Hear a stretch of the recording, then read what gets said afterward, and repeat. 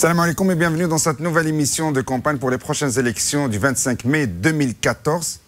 Ce soir, j'ai le plaisir de recevoir Rachid Madran, ministre bruxellois PS. Rachid Madran, salam alaikum. Salam alaikum. Rachid Madran, l'invitation. Avec plaisir. Donc je dis ministre bruxellois PS, mais pour raccourcir, parce que vous avez beaucoup de compétences dans votre chapeau. Alors peut-être si vous pouvez nous les expliquer brièvement. Il y a la propreté publique, l'urbanisme aussi.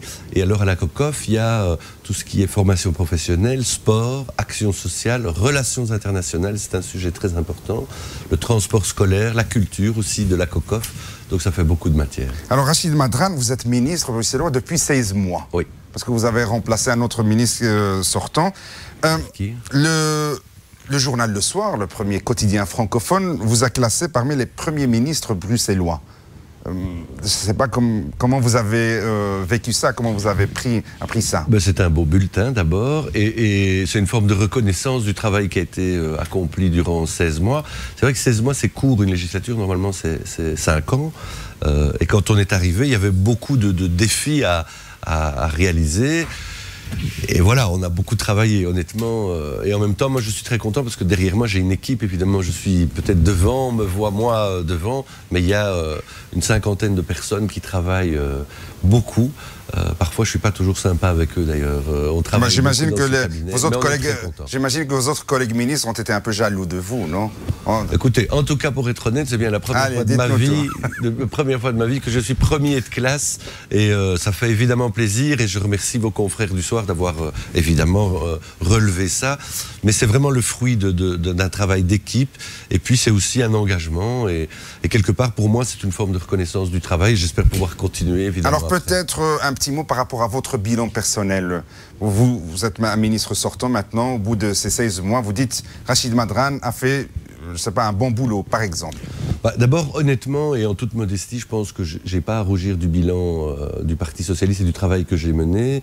Il y a notamment eu, vous savez, quand je suis arrivé en matière de propreté publique, on était en pleine réforme de l'État, il y avait la 6e réforme de l'État, et il fallait régler une question difficile, c'était le transfert du personnel de l'agence Bruxelles Propreté vers les communes, et ça allait être très compliqué à réaliser. Et quand je suis arrivé, on m'a dit, ce sera ou la plume à ton chapeau ou le clou de ton cercueil.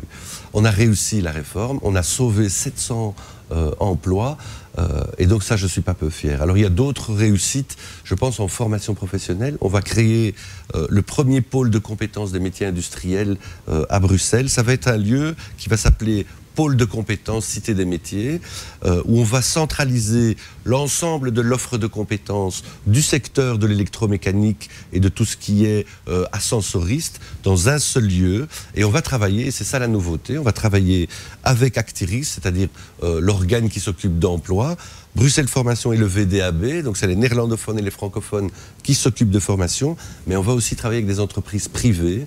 Et donc, on marquait un intérêt pour le moment. C'est une société comme Audi, par exemple, qui fabrique des voitures ici à Bruxelles, Schindler, Kohn, qui sont des ascensoristes, et alors la SAPCA, la STIB, la SNCB. Donc, si vous voulez, ça va être un partenariat où les entreprises vont investir dans le matériel, et moi, j'investis dans le bâtiment. Et donc, c'est un projet de 11 millions d'euros. Et au bout de 5 ans... Que vous avez mis sur la table. Voilà, on a signé, j'ai signé il y a 3 semaines le terrain, donc l'acquisition, et il devrait être opérationnel. Et tout ça, c'est pour améliorer la formation des jeunes. Alors vous avez parlé la formation et l'emploi des jeunes. Très bien. Alors vous avez parlé des ascenseurs. Certains jeunes issus des quartiers, on va dire, défavorisés à Bruxelles, vous les connaissez très bien, Rachid Madran, vous êtes souvent sur le terrain, nous disent que l'ascenseur social à Bruxelles ne fonctionne plus ou il est en panne. Alors... quel est votre commentaire? Non seulement l'ascenseur social est en panne, mais le problème c'est qu'il n'y a pas d'escalier de secours. Et donc ce que moi j'ai essayé de faire avec ce projet, c'est essayer, si vous voulez, vous savez que j'ai été l'auteur d'une loi anti-discrimination, donc la loi discrimination à l'embauche, où l'objectif c'est d'engager prioritairement les jeunes des quartiers dont vous parlez, pour pouvoir les remettre dans le circuit. Alors aujourd'hui on recherche beaucoup d'ascensoristes à Bruxelles, mais nous on a un problème à Bruxelles, c'est que tous les jours, il y a 717 000 personnes qui viennent travailler à Bruxelles, qui travaillent à Bruxelles. Qui viennent de Wallonie et de Flandre. De Flandre et de Wallonie. Donc on crée 717 000 emplois sur Bruxelles. Le problème c'est que 325 000 emplois sont pris par des gens qui n'habitent pas Bruxelles. Bruxelles contribue à hauteur de 20% dans le PIB du pays. Malheureusement, on a un hiatus entre la qualification de nos jeunes et les offres d'emploi. Donc ce qu'il faut faire, c'est augmenter le niveau de formation de nos jeunes pour qu'ils puissent rentrer dans le dispositif. Et c'est ça l'objectif qu'on essaye de faire avec ce pôle de compétences. Il existe déjà en Wallonie, à Liège, un pôle qui s'appelle Technifutur. 80% des jeunes qui suivent les formations dans ce pôle trouvent un emploi à l'issue de leur formation. Et c'est ça l'objectif. Et moi, je suis content d'avoir pu, en 16 mois, quasiment multiplier de 30% le budget de la formation. Donc c'est 11 millions d'euros pour le pôle de compétences, 4,5 millions d'euros rien que pour les jeunes, les moins de 25 ans. Et donc ça fait quand même beaucoup, beaucoup d'argent.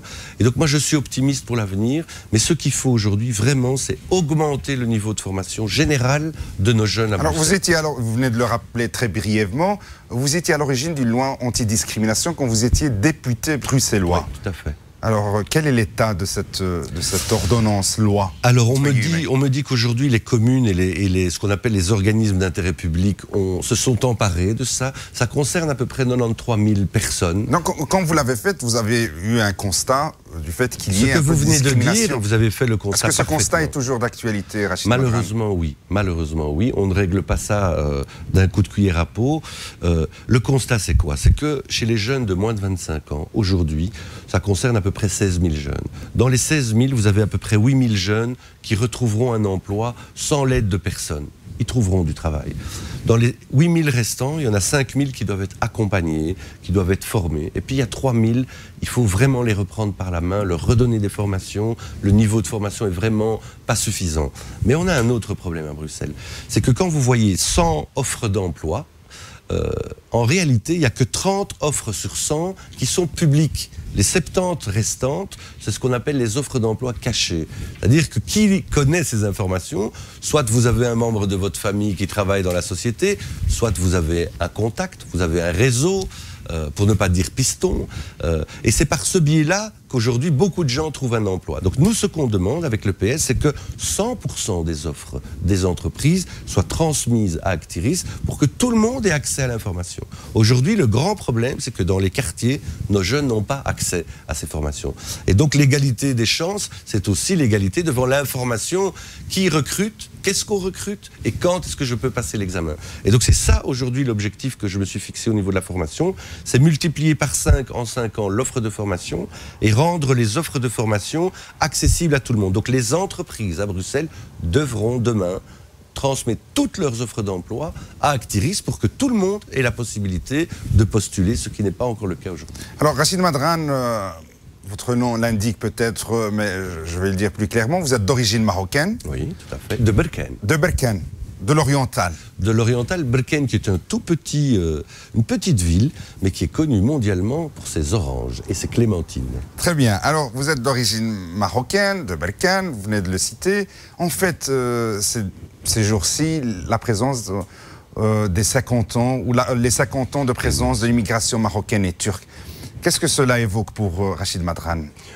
D'abord, un hommage à nos anciens. Sans nos anciens, sans la première génération, ni vous ni moi, nous serions ici. Donc, ils ont travaillé dur, ils sont parfois venus avec une valise.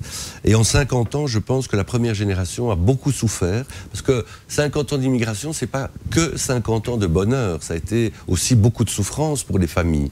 Mais le résultat, je trouve, en tout cas pour la communauté marocaine et turque, mais je connais mieux la communauté marocaine, c'est qu'il y a eu de très belles réussites. Il y a des journalistes, il y a des médecins, des avocats, des grands commerçants, il y a des hommes politiques. On retrouve aujourd'hui la communauté marocaine dans l'ensemble du champ d'activité du pays.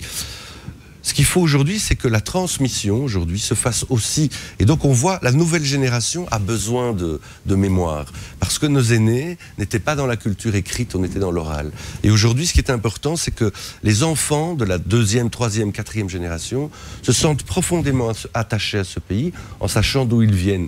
J'aimais bien la phrase de l'ancien monarque marocain qui disait « Un arbre a besoin de racines solides pour pousser. Et si les racines ne sont pas bien identifiées, il ne peut pas grandir avec une identité bien construite. » Donc l'idée, si vous voulez, c'est savoir d'où on vient pour savoir où on va. Mais c'est très beau ce que vous venez de dire, mais quand on entend certains politiques, ici même à Bruxelles, qui trouvent que cette population d'origine étrangère, on va l'appeler comme ça entre guillemets, pose plus problème qu'elle n'est un atout pour la Belgique. Mais elle pose problème pas parce qu'elle est d'origine marocaine ou d'origine étrangère, elle pose un problème parce que c'est un problème économique et social. S'il n'y avait pas la discrimination à l'embauche, s'il n'y avait pas les problèmes de chômage, il n'y aurait pas de problème. Donc à mon avis, le problème est d'abord économique et social. Et donc la clé, c'est pour ça que je suis au Parti Socialiste, c'est qu'il faut régler les questions économiques, les questions d'emploi et puis les questions sociales. Je pense que l'origine n'a rien à voir là-dedans. C'est que vous savez, il y a un vieux principe qui dit une immigration chasse l'autre vers le haut. Hier, la communauté italienne avait aussi des difficultés. La communauté espagnole avait aussi des difficultés. Mais certains disent que ces communautés ne sont pas de confession musulmane. Or, vous savez, aujourd'hui, on parle de l'islam en mal. Oui, mais ça c'est le vieux chiffon rouge qu'on agite avant chaque élection. Vous savez, le culte musulman est reconnu depuis 1973 en Belgique. Donc ça fait plus de 40 ans que le culte est reconnu. Et quoi, il pose des problèmes depuis le 11 septembre 2001 ? Moi, je pense que c'est ça la question. Je pense que ça, c'est un faux problème. Le vrai problème, c'est d'abord un problème économique et social. Si nos jeunes sont au chômage, c'est à la fois parce qu'il y a des problèmes de qualification, mais aussi parce qu'il y a des problèmes de discrimination. Reconnaître ça, c'est reconnaître qu'il faut agir. Évidemment, c'est plus facile de dire que c'est un problème culturel, mais ce n'est pas un problème culturel. Il n'est pas inscrit dans les gènes des Arabes et des musulmans qui sont pas aptes au travail, pas aptes aux études. C'est profondément faux et inexact. Et la meilleure preuve, c'est qu'aujourd'hui, quand on regarde la communauté après 50 ans, je pense que le résultat qu'elle a fait est exceptionnel. Elle a contribué aussi à la richesse de ce pays. Vous savez, le métro a été construit notamment par des ouvriers d'origine marocaine. Il y en a beaucoup qui sont morts d'ailleurs. J'étais il n'y a pas très longtemps à la commémoration de la bataille de Gembloux. Quand vous voyez les tombes, il y a des tombes de gens qui sont d'origine marocaine, tunisienne, algérienne, sénégalaise. Ces gens sont morts pour défendre la démocratie belge. Et ils ont vaillamment combattu à Gembloux et ils ont lutté contre qui ? Contre l'ennemi commun qui était le fascisme nazi. Et donc, à ce titre, cette communauté a une place dans cette société, pas une place à part, ou entièrement à part, elle a une place à part entière. Et aujourd'hui, moi, je veux que ma fille et que la fille ou les enfants de ma fille, demain, se sentent profondément belges, ce qui, entre parenthèses, est le cas. Les gens se sentent profondément belges, mais ils ont des racines, et ces racines sont au Maroc. Et je voudrais juste terminer par dire ceci. Moi, quand on me pose la question, je réponds toujours, la Belgique, c'est mon pays, le Maroc, c'est mon héritage. Et ça, on ne me l'enlèvera pas. Alors certains disent que pour permettre cette bonne intégration, on a besoin de modèles. Alors est-ce que Rachid Madran est l'un des modèles, bien sûr, mais est-ce qu'il est le modèle ? Si je le suis, c'est bien involontairement. Mais ce qui est évident, c'est que on appelle ça la théorie du référent positif. C'est vrai que des référents positifs, des journalistes de premier plan, des hommes politiques, des sportifs, des chefs d'entreprise, des avocats, des médecins, peuvent contribuer à faire en sorte que les gens comprennent, et surtout les jeunes, sachent que c'est possible, qu'il est possible dans ce pays de se construire un projet de vie. Parce que aujourd'hui, ce qui est important, c'est que chaque jeune aujourd'hui sache qu'il est chez lui ici, à part entière, et que si il se donne les moyens et s'il essaye de se construire un avenir, il est possible. Mais, je le dis toujours, il faut se former un maximum. Vous savez, un Belge de souche ou un Belge d'origine étrangère, s'ils n'ont pas de formation, ils vont tous les deux rencontrer des difficultés.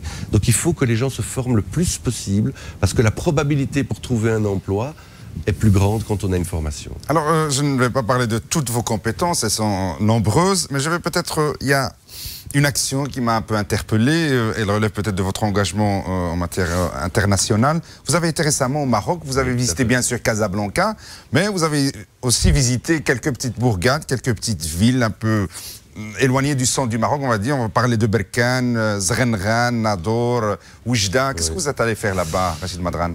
Vous savez donc, comme ministre des Relations internationales, il y a des accords entre la Belgique et le Maroc, ce qu'on appelle les commissions mixtes permanentes, et je devais préparer la nouvelle commission mixte permanente. Donc on est parti, et on a surtout travaillé avec l'OAPAM, c'est l'Office alaouite des personnes aveugles du Maroc, où l'objectif c'était soutenir des projets avec des associations de la diaspora marocaine, le Troisième Œil pour ne pas la citer, pour aider les aveugles du Maroc. Et donc on a été et on a apporté du matériel didactique en braille pour les enfants là-bas, parce que ça coûte très très cher. Il faut savoir qu'un clavier d'ordinateur en braille coûte à peu près 3 000 €.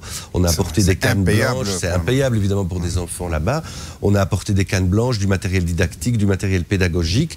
Et ça, c'était évidemment quelque chose qui me tenait à cœur, parce que j'avais vu évidemment qu'il manquait de moyens. Il y a des gens qui font un travail remarquable. Et puis avec une autre association qui s'appelle la Caravane du Savoir, on a financé l'acquisition de minibus pour les écoles rurales, pour transporter les enfants des zones rurales vers les écoles. Parce qu'on a constaté que beaucoup de petites filles, par exemple, ne vont pas à l'école et donc ne sont pas scolarisées simplement parce que les parents n'ont pas les moyens de transporter les enfants vers les écoles. Et donc voilà, c'est des petites choses, hein, c'est pas... Et donc vous avez visité quelle ville dans Alors on a fait évidemment Casa Temara, comme vous l'avez dit, mais on a fait surtout Oujda, Nador, Berkane, et puis on a été à Zrenran, soutenir aussi des petites associations. Mais l'accueil qu'on m'a réservé à Berkane était incroyable. J'étais très ému d'ailleurs, parce que c'était le retour évidemment dans la ville de mes parents. Et vraiment, il y avait beaucoup de gens, toutes les autorités officielles étaient là. Et l'idée, c'était vraiment de dire, on n'oublie pas d'où on vient. C'était l'histoire des racines dont je parlais tout à l'heure. Et je pense que c'est important de savoir d'où on vient. Et c'est, voilà, là où on est, si on peut aider, si on peut améliorer le sort des enfants, si on peut améliorer le sort des personnes. C'est aussi la fierté des parents de voir leur enfant réussir comme ça. Peut-être, mais en tout cas, j'ai vu dans les yeux des gens de Berkane beaucoup de satisfaction, parce que voilà, ils ont vu des tas de gens, des centaines de milliers de personnes quitter la région pour émigrer dans les années 60, et puis de dire qu'on ne vous oublie pas, c'est-à-dire qu'on garde un lien avec vous, et là où on est, si on peut aider, si on peut contribuer à améliorer le sort de ceux qui vivent difficilement là-bas, ben ça honore aussi la Belgique que de signer des accords et de nous permettre d'aider des zones rurales, des zones reculées, où parfois c'est plus difficile d'investir. Mais on va revenir un peu à Bruxelles aussi. Quand vous êtes en campagne électorale, dans les marchés, dans les rues, les gens vous interpellent. Qu'est-ce qu'ils vous demandent en premier lieu, Rachid Madran, en tant qu'homme politique? Écoutez, et je comprends, j'adore moi les périodes électorales, parce que c'est le moment où on rencontre beaucoup les gens, on fait des réunions Tupperware, vous savez, ce sont des gens qui nous organisent des réunions à 30, 40 personnes, et on explique le programme. Et les marchés, c'est rencontrer les gens. Alors, moi, principalement, ce qu'on me demande, et ce dont on me parle, c'est la difficulté de se loger. Beaucoup de gens. Aujourd'hui, ça devient très difficile de se loger à Bruxelles. Donc on a des propositions notamment pour les logements sociaux. L'emploi des jeunes. Les anciens, les aînés ont très peur pour la génération qui vient. Et ils m'expliquent que quand ils sont venus du Maroc, ils avaient tous un emploi et qu'aujourd'hui, c'est évidemment beaucoup plus difficile pour les jeunes. Et puis il y a aussi toutes les questions de gens qui sont dans des statuts compliqués. Par exemple, il y a des gens d'origine marocaine qui sont ici, qui n'ont pas tout régularisé, leurs papiers ne sont pas tout à fait en ordre, etc. Et donc ils ont peur, ils sont en attente de solutions. Et donc voilà, ils attendent beaucoup de nous en essayant de nous demander, est-ce que vous pouvez nous aider? Est-ce qu'il y a des solutions pour nos situations? Mais de manière générale, je dois vous avouer que l'accueil est exceptionnel. Les gens sont vraiment, comprennent et savent exactement combien c'est dur de faire bouger les choses. 3 priorités pour Rachid Madran. À coup sûr, si vous êtes élu, et probablement si vous devenez ministre, pourquoi pas? À coup sûr, l'emploi des jeunes des moins de 25 ans, je pense que là, il faut absolument travailler là-dessus. Pour les aînés aussi, le logement. Je pense que le logement est une clé aujourd'hui à Bruxelles. Moi, je ne veux pas que demain, Bruxelles devienne comme Paris, où la classe populaire et la classe moyenne soient rejetées vers la périphérie, vous savez, les banlieues. Moi, je veux que les gens puissent continuer à vivre à Bruxelles. Et puis, une autre thématique, je pense, qui est très, très importante, c'est la formation professionnelle. Il faut vraiment mettre des moyens aujourd'hui dans la formation pour augmenter le niveau général de formation. Et mon objectif et mon ambition, c'est de multiplier par 5 dans les 5 ans l'offre de formation à Bruxelles. Vous parlez de 5-5. Alors, je rappelle que vous êtes 5e sur la liste PS à la région de Bruxelles. 5e comme les 5 doigts de la main. D'accord. Et liste 10. Liste 10, celle du PS. Un dernier mot, Rachid Madran, en 2 phrases. Pourquoi les gens doivent voter Rachid Madran? Moi, je pense qu'ils doivent voter socialiste et Rachid Madran parce que le 25 mai, c'est une élection extrêmement importante où on va jouer à la fois l'avenir du pays, mais aussi l'avenir de la sécurité sociale et de la solidarité. Le Parti socialiste, c'est le parti de la justice sociale et de la solidarité. Et dans un monde qui devient un monde individualisé, où c'est le chacun pour soi qui est en train de triompher, moi, je dis votez socialiste parce que c'est mieux ensemble. Donc 5e sur la liste PS la liste numéro 10. Je rappelle que c'est Rudy Verwoerd qui tire la liste, qui est tête de liste. Et Laurette Onkelings qui est tête de liste à la Chambre. À la Chambre. Rachid Madran, merci, bonne chance. Merci à vous. Quant à moi, je vous donne rendez-vous avec un autre candidat. Restez avec nous. À tout à l'heure. Au revoir.